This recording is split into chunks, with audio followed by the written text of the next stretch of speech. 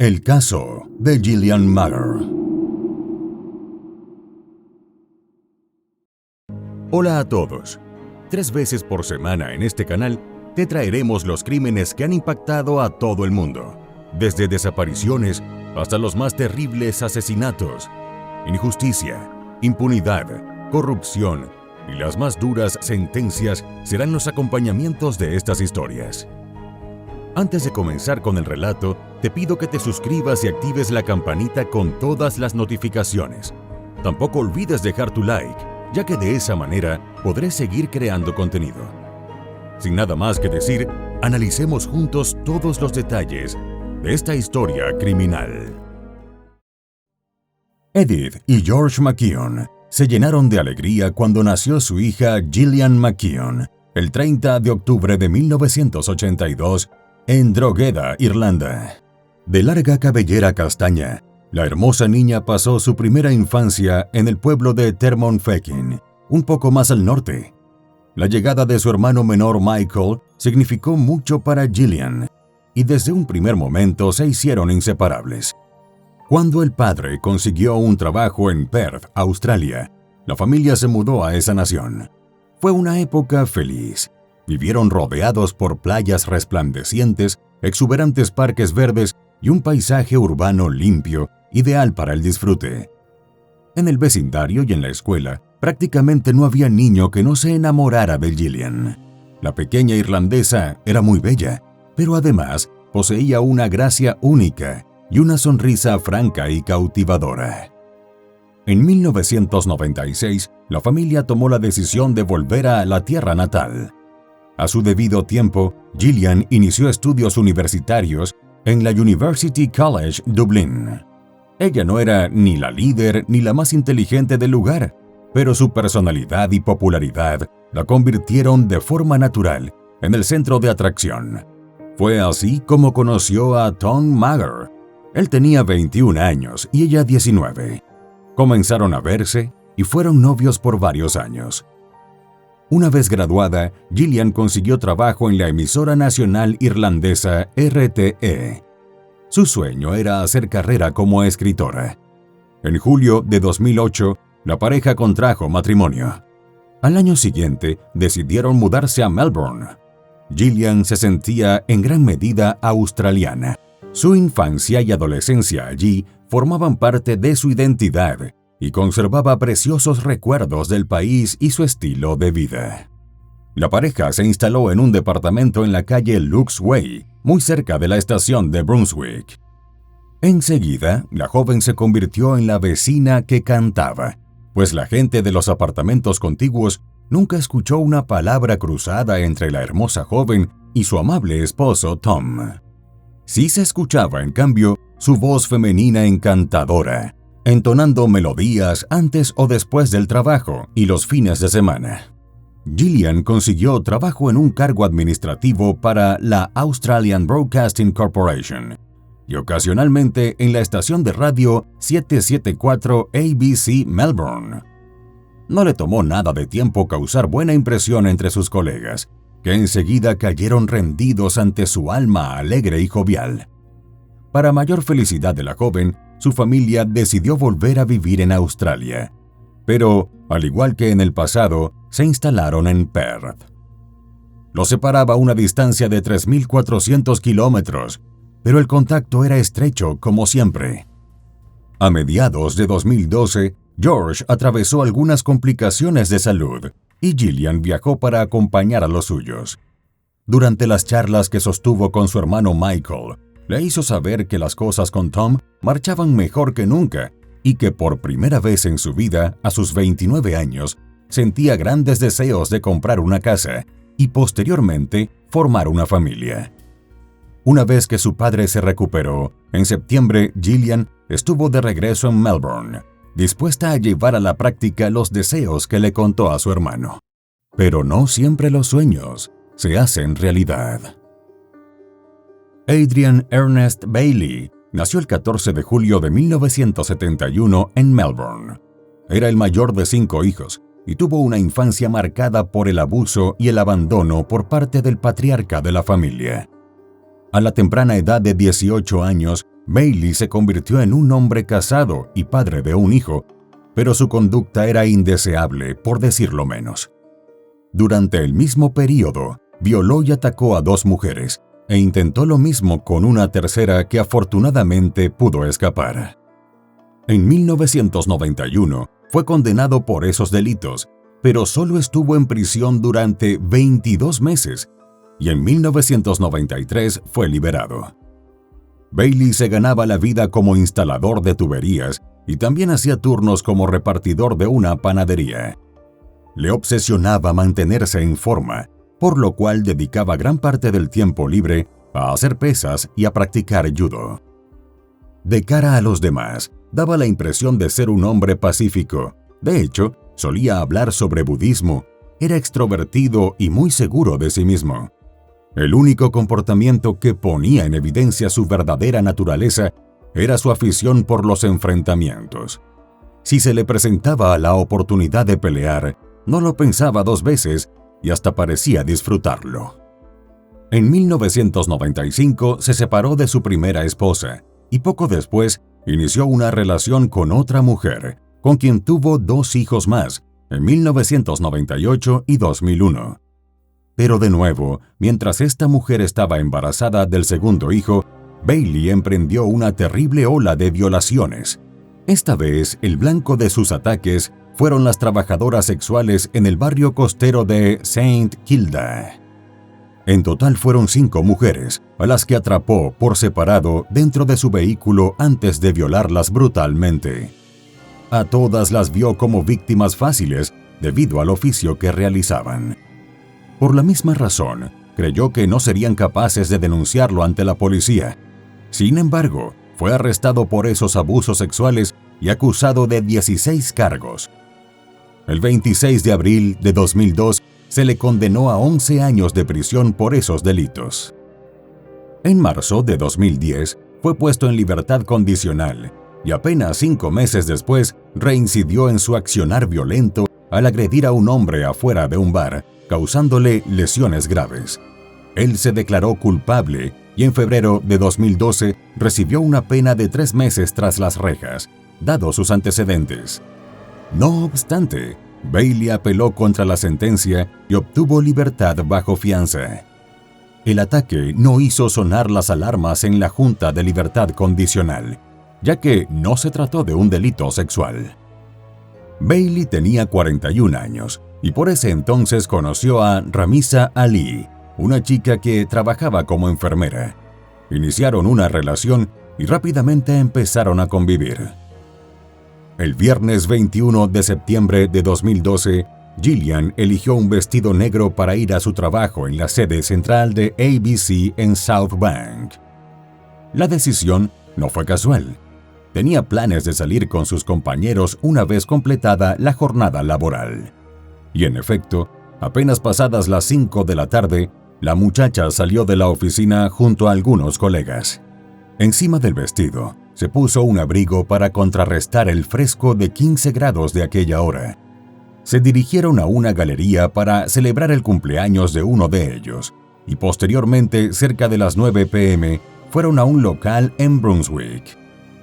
Justo antes de la hora de cierre, Gillian y uno de los chicos con los que había pasado la velada abandonaron el sitio y caminaron hasta un bar cercano, llamado Etiquette. En paralelo, y escasamente medio año después de adquirida la libertad condicional, Bailey y su novia salieron por unos tragos al lounge en Swanston Street, donde tuvieron una discusión. A él le sentó mal que ella hablase con otros sujetos, pues era un hombre muy posesivo y celoso. Ali se fue a casa y Bailey se quedó en el lugar. Al rato intentó comunicarse con ella por teléfono, pero fue en vano. Lleno de furia, salió a la calle. Entretanto, siendo poco más de la 1 de la madrugada, en el bar Etiquette, Gillian y su acompañante decidieron que había llegado la hora de regresar cada cual a casa. Él le ofreció 2 veces llevarla en un taxi, pero lo cierto es que entre el lugar y el departamento que compartía con Tom mediaba una distancia realmente corta de 700 metros, por lo que ella se negó y optó por caminar. Dio unos pocos pasos, El reloj marcaba la 1:34 a.m.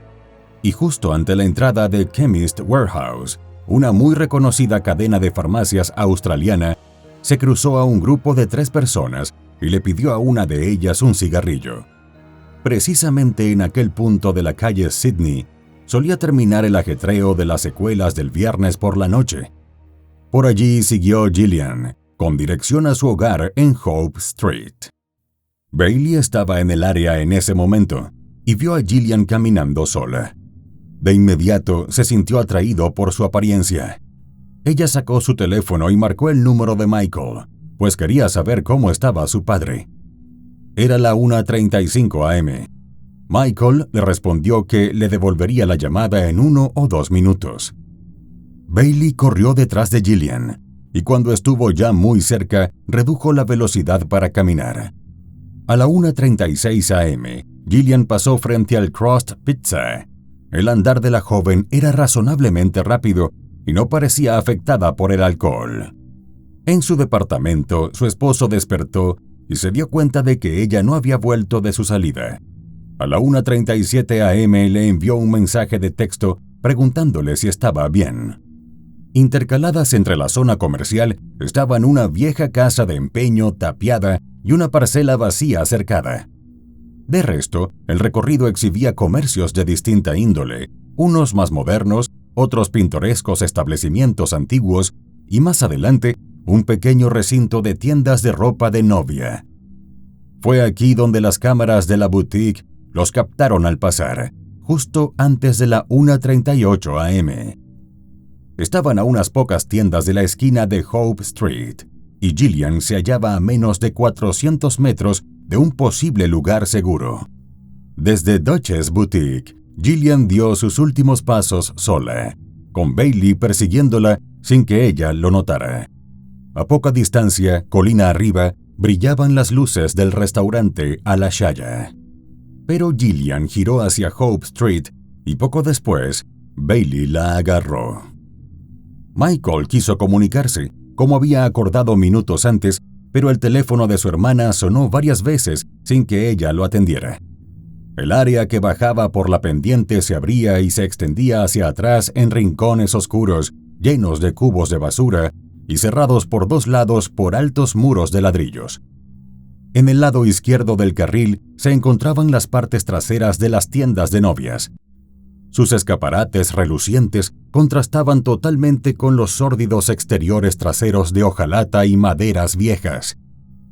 En el rincón más oscuro había un profundo charco de agua medio lleno de ladrillos, y más allá, la pendiente del techo de una casa y unos árboles negros. Eran casi las 2 a.m. y el cielo lucía de un color púrpura claro. Bailey la besó y trató de tocarla. Gillian reaccionó abofeteándolo y él se enfureció. Le indignó que ella se atreviera a rechazarlo. La atrajo hacia él, la empujó contra el capó de un automóvil y abusó de la joven. Estaba decidido a salirse con la suya. Gillian empezó a amenazarlo con contar todo a la policía, lo que lo hizo desesperarse y arremeter contra ella de nuevo. En el proceso, cegado por la furia, la estranguló con fuerza sostenida. Bailey dejó a Gillian en aquel lugar sombrío, mientras él emprendió el rumbo a su casa, donde tomó una pala y buscó su auto, un Holden Astra blanco. Luego regresó al callejón a las 4:22 a.m. Una vez en el sitio, colocó a Gillian en el maletero del coche y abandonó la escena. Eran las 4:25 de la madrugada. Después de que unas 80 llamadas al teléfono de su esposa no fueran respondidas, Tom informó a la policía acerca de la desaparición. Luego, a las 5 a.m., salió a la calle con el fin de intentar hallarla por su cuenta. En paralelo, a la misma hora, Bailey condujo hasta Black Hill Road, en Gisborne South, una zona rural a una distancia de 50 kilómetros del sitio del asesinato. Allí, al costado de la carretera, cavó una fosa de muy poca profundidad y enterró el cuerpo. De camino a casa, se quedó sin gasolina y debió hacer señas a un automovilista que pasaba, quien lo llevó a una estación de servicio para cargar combustible en un bidón y de regreso a su automóvil. Una vez en su domicilio, durmió hasta tarde y luego dedicó las horas de ese fin de semana a ver películas con Ali, haciendo como si nada extraordinario hubiese ocurrido. De hecho, cuando el domingo transmitieron en la televisión las primeras noticias sobre la desaparición de Gillian, de quien se mencionó que era empleada de ABC, Bailey le comentó a su novia que ya la ciudad no era un lugar seguro. Hasta se valió de ello para justificar su carácter controlador, pues le advirtió que no debía caminar sola de noche, en clara alusión a la pelea del viernes. Para colmo del cinismo, no se privó de expresar cuán bella era la mujer a la que buscaban. Las redes sociales desempeñaron un papel importante para dar a conocer el caso y ayudar con la investigación policial. Así, el domingo 23 de septiembre se creó un grupo de Facebook con la esperanza de encontrar a Gillian con vida. Ese mismo día, en horas de la tarde, la policía hizo un llamado público para obtener información. También los colegas de ABC de Gillian usaron Twitter como forma de colaborar en las pesquisas. Al amanecer del lunes, el bolso de Gillian y su teléfono celular fueron encontrados en el carril de Hope Street. No obstante, los agentes se inclinaron por creer que la evidencia había sido plantada el día anterior. El caso fue derivado entonces a la Brigada de Homicidios, y en horas de la tarde, los forenses recuperaron pruebas de la zona, entre ellas un lápiz con el logotipo de la ABC y un par de colillas de cigarrillos. Horas después, un grupo de detectives se presentó en la casa de Tom para interrogarlo. La otra cara obvia de las estadísticas que nos dicen que las mujeres rara vez son asesinadas por extraños es que alguien que conocen las lastima en casi 9 de cada 10 casos. En ese sentido, Tom tuvo que soportar el tormento adicional del inevitable proceso de ser investigado hasta despejar cualquier sospecha. Pero las estadísticas son un frío consuelo para los inocentes atrapados en el horror de los secuestros, violaciones y asesinatos al azar, tal como le ocurrió a Gillian. Para Tom, representó una pesadilla ser el foco de una investigación de homicidio con la atención del público y los medios de comunicación durante al menos 2 días. Del domicilio que compartía con Gillian, la policía forense se llevó bolsas de artículos para analizar, así como también su automóvil. Durante la jornada del martes 25 de septiembre, los agentes recibieron las grabaciones de las cámaras del circuito cerrado de televisión procedentes de la boutique Duchess. En ella se veía a Gillian y a un hombre que vestía una sudadera azul con capucha justo en la vereda, afuera del comercio. Asimismo, el rastreo del teléfono móvil de la muchacha demostró que estuvo en Brunswick hasta las 4:24 a.m. y luego se movió con dirección al norte. Siguiendo esa pista, en el transcurso de los 2 días posteriores, la policía obtuvo una lista de los autos que pasaron por la zona, lo que los llevó al vehículo de Bailey, quien además parecía coincidir físicamente con el sujeto que se apreciaba en las imágenes de las cámaras de seguridad. El jueves 27 de septiembre, mientras Ali llevaba a cabo las tareas domésticas y justo cuando se disponía a lavar la ropa sucia, encontró una tarjeta SIM rota. Continuó con sus labores, no sin antes apartarla para preguntarle a Bailey sobre ella una vez que volviera. Pero no tuvo la oportunidad. Ese mismo día, los detectives de homicidios se presentaron en su trabajo y se lo llevaron para interrogarlo. Fue solo entonces cuando los investigadores tuvieron una pista convincente que apuntaba a un atacante aleatorio que el escrutinio se apartó de Tom. Durante largas horas, Bailey narró los hechos. Dijo que su intención no era matar a Gillian, que su único deseo era violarla, pero que perdió el control cuando ella amenazó con denunciarlo, provocando así el fatal desenlace. También expresó su deseo por el regreso de la pena de muerte antes de ser sentenciado, pues era consciente de que no le alcanzaría la vida para pagar su culpa. Fue dejado en prisión preventiva. Alrededor de las 10 p.m. del 28 de septiembre, 6 días después de la desaparición de Gillian, condujo a los agentes al lugar donde enterró el cuerpo. El asesinato de la joven y amable mujer provocó indignación en toda Australia. El 30 de septiembre se organizó una marcha pública con una multitud de 30.000 personas caminando por Sydney Road en memoria de Gillian. La marcha también simbolizó preocupaciones más amplias sobre la violencia contra las mujeres, con el consiguiente debate sobre temas de actualidad en sitios web. Michael supo ser fuerte para sobrellevar su propia angustia, al tiempo que apoyaba también a su cuñado durante la semana más infernal de sus vidas. Durante el juicio que siguió en la Corte Suprema de Victoria, el juez Geoffrey Netley señaló a Bailey como un delincuente sexual violento reincidente con pocos escrúpulos por cometer delitos sexuales cuando le apetecía o por amenazar e infligir violencia como parte del proceso. Dictaminó que mató a Gillian porque sabía que enfrentaría una larga pena de prisión si lo atrapaban. Mantenerla con vida equivalía a que ella diera notificación a la policía. También argumentó que actuó con alguna forma de placer pervertido derivado de quitarle la vida. Añadió que el crimen fue particularmente atroz y resultó mucho peor por su intento de ocultar el cuerpo. Agregó, como agravante, que el delito se cometió mientras estaba en libertad condicional y bajo fianza, por lo que veía pocas razones para suponer que alguna vez sería rehabilitado. El 20 de junio de 2013, Bailey fue condenado a cadena perpetua, con un período sin libertad condicional de 35 años. Al escuchar al juez de la Corte Suprema, se puso de pie con rostro endurecido.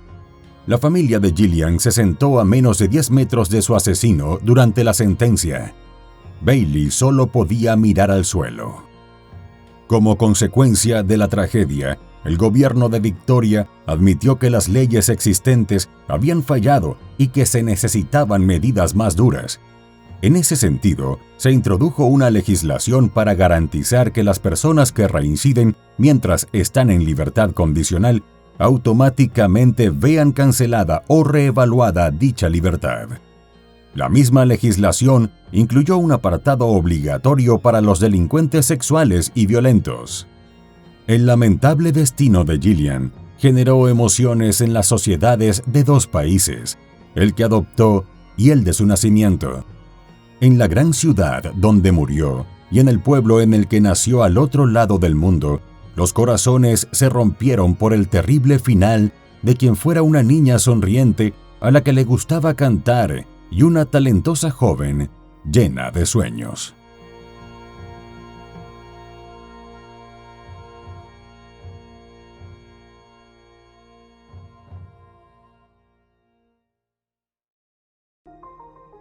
Y bueno, querido espectador, aquí termina la historia criminal del día de hoy.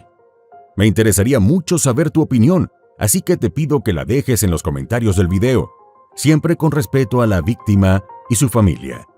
Podemos debatir, pero siempre con el respeto que todos merecemos. De nuevo te recuerdo que te suscribas y dejes un like para dejarme saber que mi trabajo es de tu agrado. Buenas noches. Hasta la próxima historia criminal.